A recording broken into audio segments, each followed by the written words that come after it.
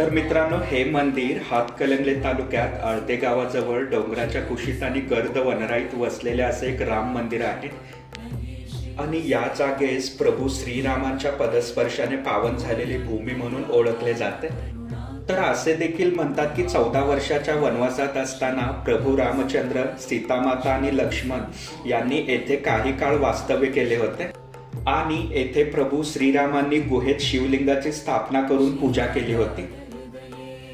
तर आख्यायिका अशी सांगते की इथे श्रीरामांनी बाण मारला होता आणि तेव्हा जमिनीतून निर्माण झालेली गंगा, यमुना, सरस्वती अशा त्रिवेणी धारांचे पाणी 12 महिने 24 तास अखंडपणे स्वयंभू शिवलिंगावर वाहते.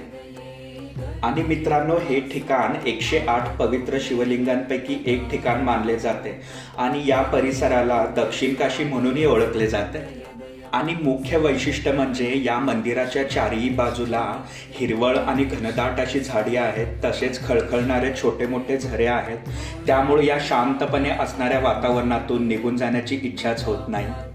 आणि या परिसरातील जे मुख्य मंदिर आहे ते एकाच अखंड अशा दगडामध्ये कोरले गेलेलं आहे. तर हे मंदिर आणि मंदिर परिसरात असणारं हे घनदाट झाडींचं असणारं जंगल आणि त्यामधून येणाऱ्या पक्ष्यांचा किलबिलाट यामुळे इथलं वातावरण अगदी मंत्रमुग्ध करून टाकणार आहे. तर तुम्ही पण नक्की भेट द्या अशा या आपल्या रामलिंग क्षेत्राला.